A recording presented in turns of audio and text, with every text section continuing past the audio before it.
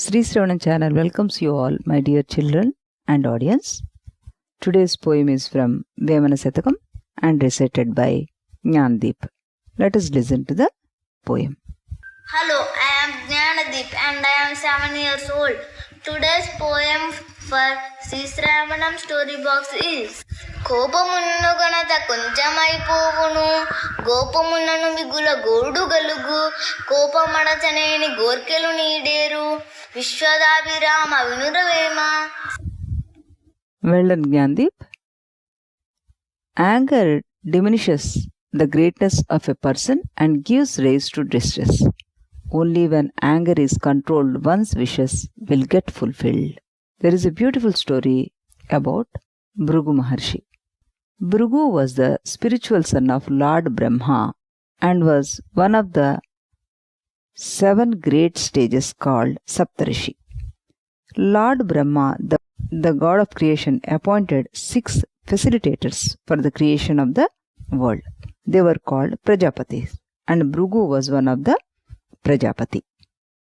Once, the sage planned to perform a ritual and gathered on the banks of river Saraswati.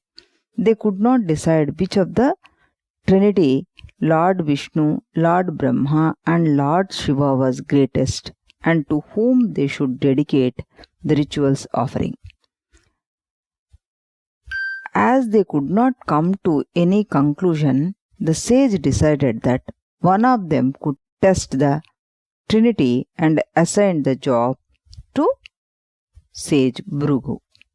Upon being entrusted with the task, Brugu decided to test Lord Brahma first and went to Brahmaloka.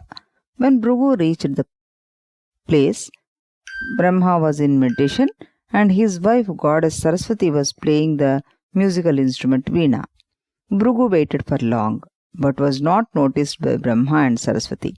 Brugu was angry and cursed Lord Brahma that no one would worship him on the earth. Then Brugu went to Kailasha to see Lord Shiva.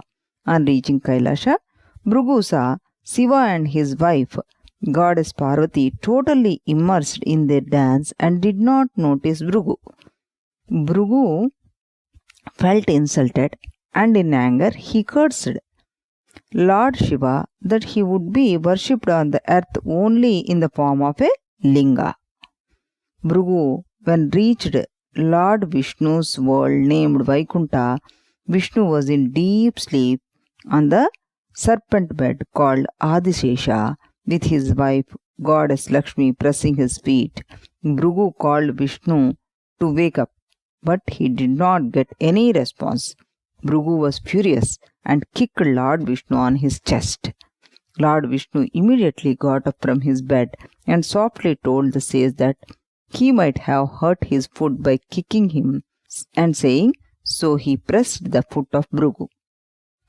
There was the eye of pride and anger in the foot of Brugu. By pressing the foot of Brugu, Vishnu slowly crushed the eye. Immediately, Brugu came back to his senses.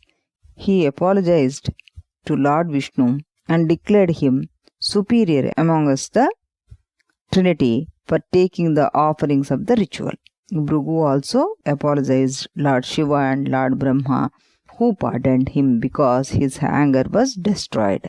Brugu's behavior proved that one's greatness would diminish because of anger.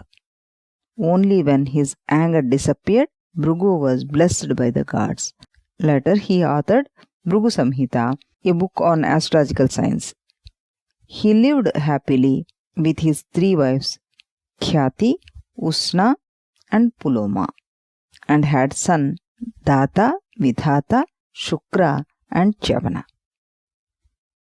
This is the story. The moral of this story is it is necessary to conquer anger to lead a peaceful life. Let us listen to this story in Telugu. Srisravanam ఛానల్కి చిన్నారులందరికీ శ్రోతలందరికీ కూడాను మరొకసారి స్వాగతం. ఈరోజు మనం చెప్పుకోబోయే కథ భృగు మహర్షి కథ. భృగు మహర్షి సప్త ఋషుల్లో ఒకడు. బ్రహ్మ మానసపుత్రుడు. ఆయన శ్రీ మహాలక్ష్మికి తండ్రి లాంటివాడు.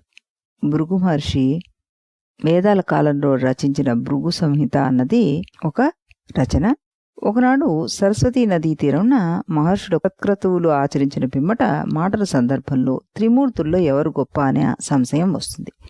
త్రిమూర్తుల గుణగణాలను, ప్రాశస్తాన్ని పరిశీలించిన పిదప ఈ సమాధానం ఇచ్చుటకు మహర్షులందరూ భృగు మహర్షి కంటే గొప్ప జ్ఞాని లేడని నిర్ణయించుకుని ఆ సంశయ విషయం నిర్ధారణ చేసుకునేందుకు భృగువుకు తమ సందేహం తెలియజేస్తారు.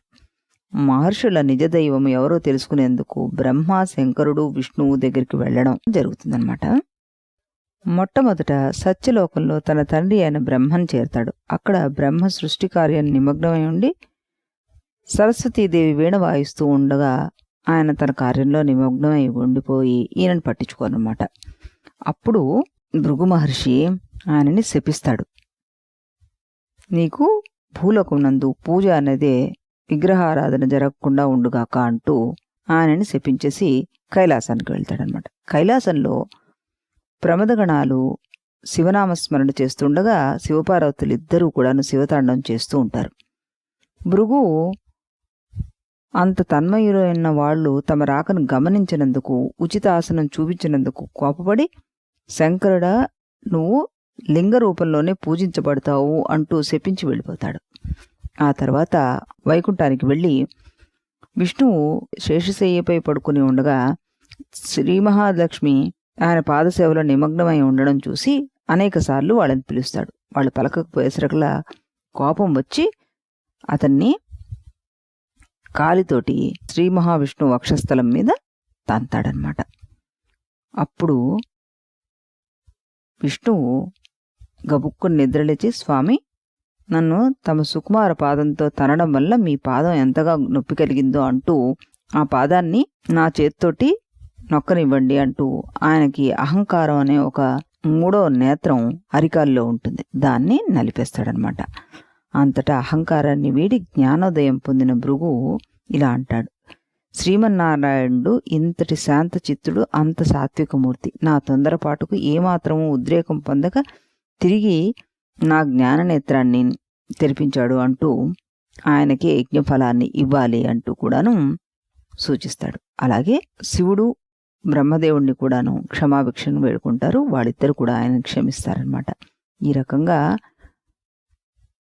కోపం ఎంతటి అనర్థానికి దారితీస్తుంది, త్రిమూర్తులైన వారినే అతను శపించడమే కాకుండా విష్ణుమూర్తిని తన పాదంతో తన్ని తన యొక్క జ్ఞాన నేత్రాన్ని తానే చిదిపేసుకోవడం జరిగింది, చేతుల చిదుపుకోవడం జరిగిపోయింది అనమాట. ఈ రకంగా మన కోపాన్ని మనం అన్ని వేళలా ప్రదర్శించకూడదు. దాని మీద ఎవరైతే పట్టు సాధిస్తారో వాళ్లే చక్కటి పీస్ఫుల్ లైఫ్ జీవించగలరు అంటూ చక్కగా మనకి వేమన చెప్పారు. మళ్ళీ రేపు మరొక మంచి పద్యంతో, మంచి కథతోటి మళ్ళీ శ్రీశ్రావణం ఛానల్లో కలుద్దాం. అంతవరకు సెలవు.